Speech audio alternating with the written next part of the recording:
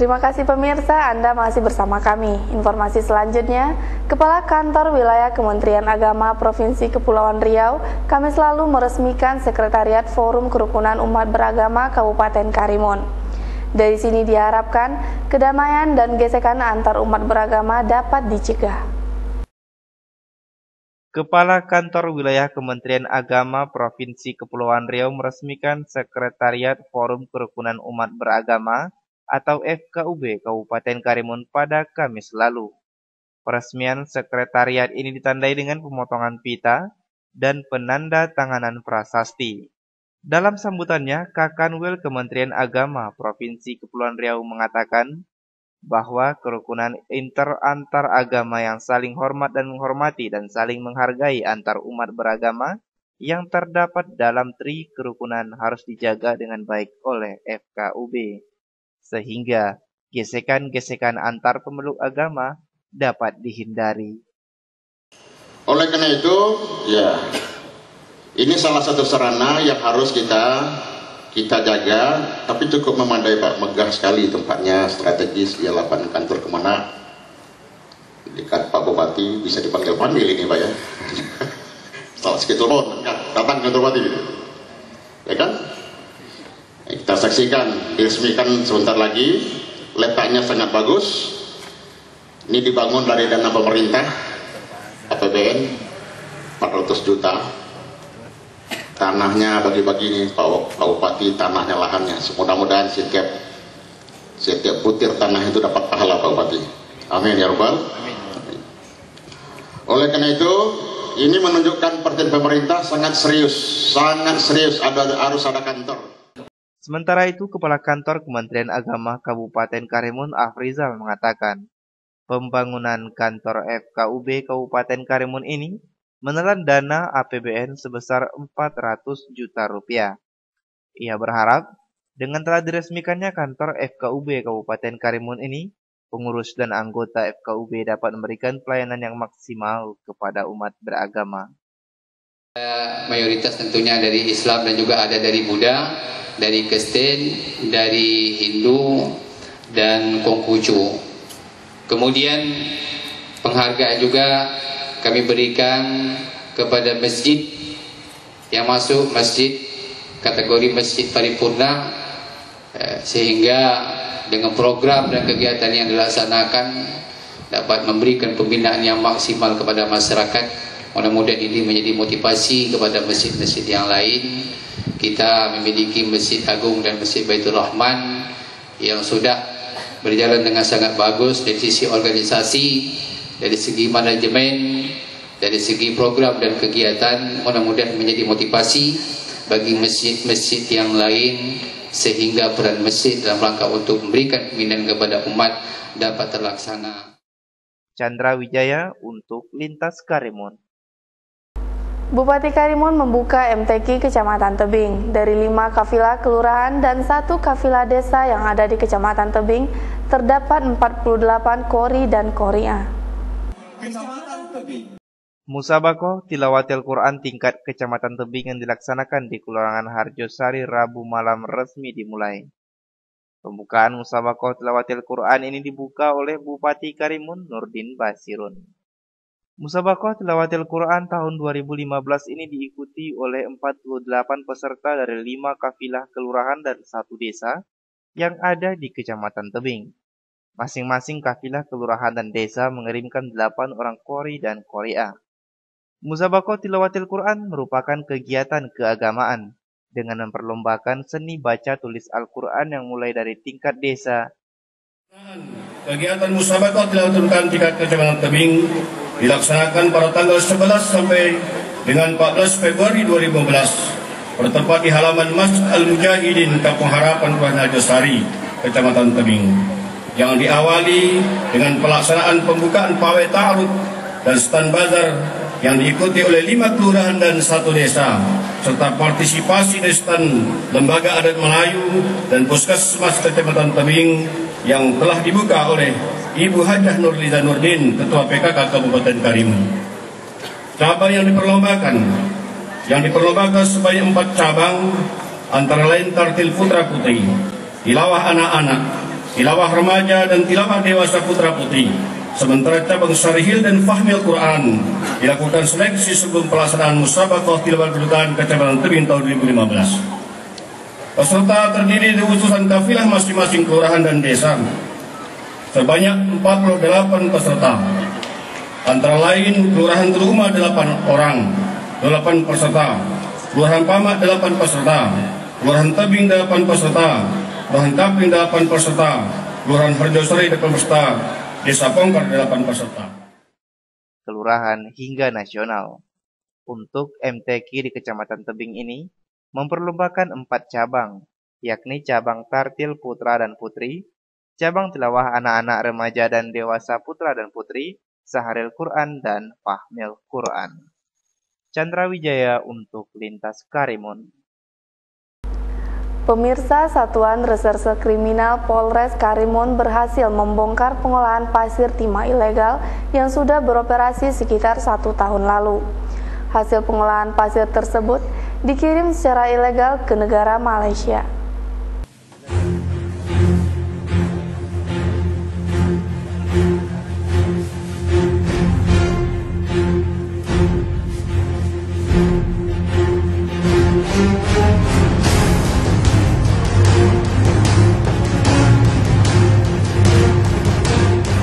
Inilah 114 karung pasir timah yang diamankan polisi dari sebuah kapal yang sedang melakukan aktivitas bongkar muat di Pelabuhan Tikus Puakang, Karimun. Tidak jauh dari lokasi ini, terdapat pengolahan timah atau smelter yang diduga ilegal.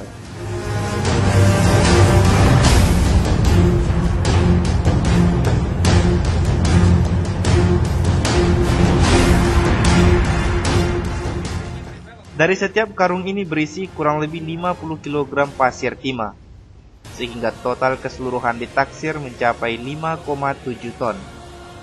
Selain pasir timah, polisi juga mengamankan beberapa barang bukti lain berupa 2 buah timbangan, 2 buah kuali besar, dan 5 karung timah yang sudah diolah menjadi gulungan dan 1 bal karung, serta 1 buah pompong bertonase 8 ton.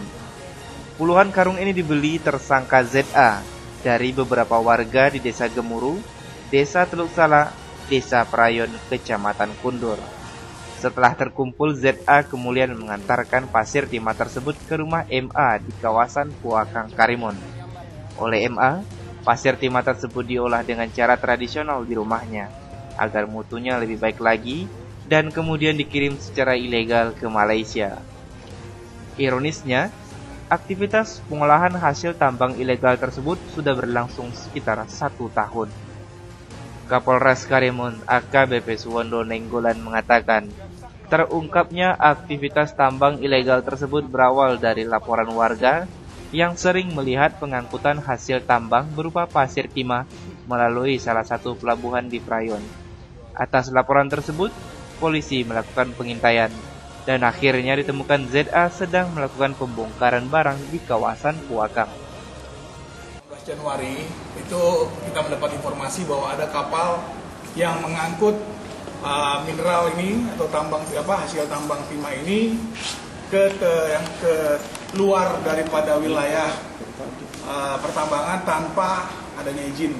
Berdasar keterangan tersebut, Satreskrim melakukan pengecekan, lalu melakukan penyelidikan dan melakukan upaya paksa. Diketahuilah bahwa telah terjadi tindak pidana tersebut, yaitu mengangkut barang-barang, menjual barang-barang tersebut, barang-barang mineral tanpa izin usaha pertambangan.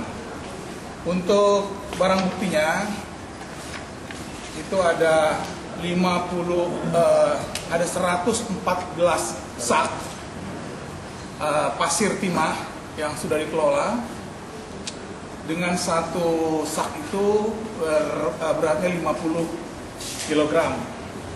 Juga ada peralatan-peralatan yang digunakan untuk pemurnian. Lalu ada alat angkutnya. Alat angkut kapal, silakan dilihat kapalnya. Juga ada peralatan-peralatan lainnya untuk melakukan kegiatan pengolahan dan pengangkutan. Untuk tersangka ada 2, yaitu TSK, MA, dan ZA. Kapolres menambahkan jika harga pasaran timah per kilogramnya Rp120.000, maka keseluruhan pasir timah ini memiliki nilai hingga Rp648 juta. Suhermita untuk Lintas Karimun. Polisi meyakini bahwa smelter ilegal di wilayah Puakang sama sekali tidak memiliki perizinan yang telah ditentukan undang-undang. Meskipun kedua tersangka diancam dengan hukuman di atas 4 tahun, namun hingga kini polisi belum melakukan penahanan. MA dan ZA merupakan dua tersangka yang bertanggung jawab dalam kegiatan smelter timah ilegal ini. Meski demikian, keduanya sama sekali tidak memiliki izin pengangkutan, pengolahan, maupun izin penjualan hasil sumber daya alam, seperti IU, IPR, dan IUPK. Kapolres Karimun AKBP Suwondo Nainggolan mengatakan, ZA berperan sebagai pengepul di daerah Prayon. Ia mengumpulkan pasir timah dari penambang tradisional di Prayon dan sekitarnya. Untuk setiap karung, ZA menggantinya dengan uang sebanyak Rp60.000. Selanjutnya, ZA menjual kembali pasir timah tersebut kepada MA dengan harga Rp120.000 per karung. Dalam hal ini, MA disangka sebagai penampung hasil tambang ilegal sekaligus pemilik smelter ilegal. Operasi produksi atau operasi produksi yang menampung, memanfaatkan, melakukan pengolahan dan pemurnian, pengangkutan penjualan mineral dan atau batu bara yang bukan dari pemegang izin. Itu pasal 158 dan atau pasal 161 Undang-Undang Nomor 4 Tahun 2009 tentang mineral dan batu bara. Ancaman hukumannya 10 tahun. Demikian mungkin saya sampaikan. Bagaimana kita amankan masa? Ini ya tadi dari TKP-nya itu Pelabuhan Batu yang berada di dekat Kolong, Puakang, Tanjung Balai Karimun. Kalau untuk kawasan eksploitasinya di mana itu kira-kira? Di pasir, suplai di pasirnya. Berarti tambang darat pasir. Bukan, tambang darat.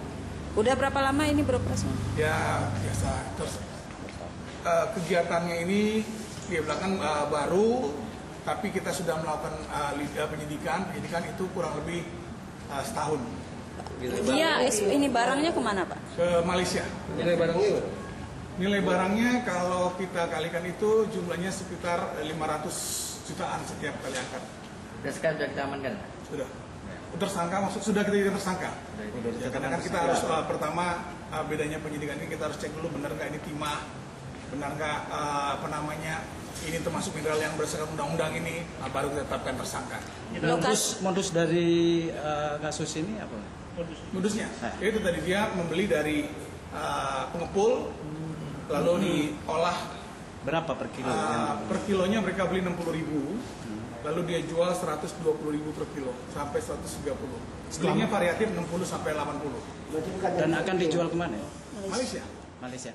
Kemudian dari kedua tersangka dijerat dengan pasal 158 atau pasal 161 Undang-Undang Nomor 4 Tahun 2009 tentang Pertambangan Minerba dengan ancaman hukuman maksimal 10 tahun kurungan penjara. Meski ancaman di atas 4 tahun, hingga saat ini polisi belum melakukan penahanan. Suhermita untuk Lintas Karimun. Pemirsa, Anda ingin mendapatkan barang branded dengan harga miring? Pasar second merupakan solusinya. Namun demikian, perlu kejelian dan ketelitian dalam memilih barang sebelum dibayar. Berikut ini laporan reporter kami untuk Lintas Karimun.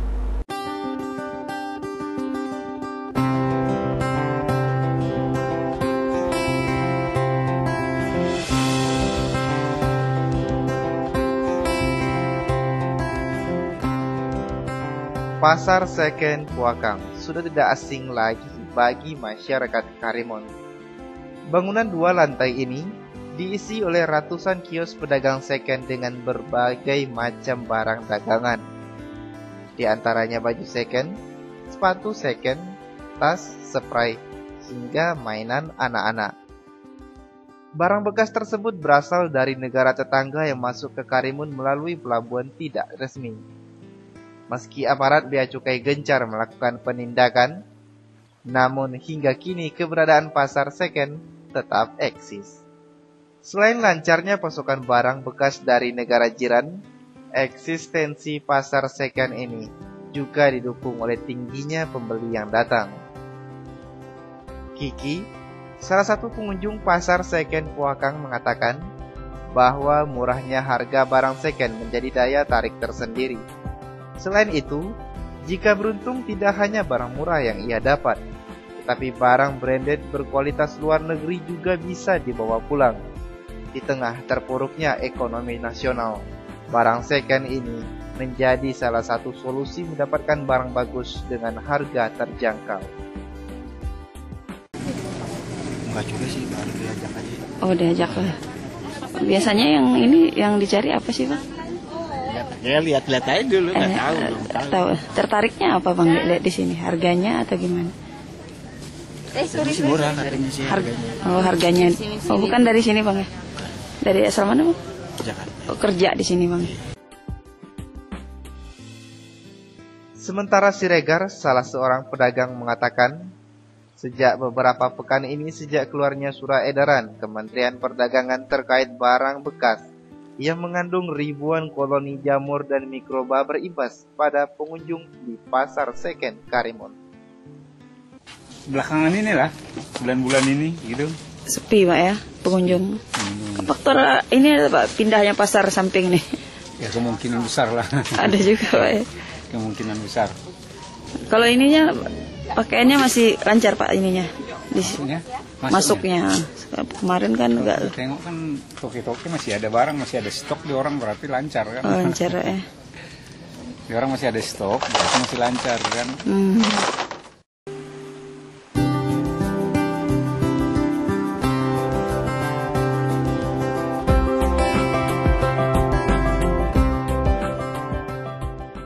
Anda tertarik untuk mengunjungi pasar seken? Hendaknya berhati-hati serta teliti dalam memilih barang. Pastikan barang yang dipilih dalam kondisi bersih dan wangi.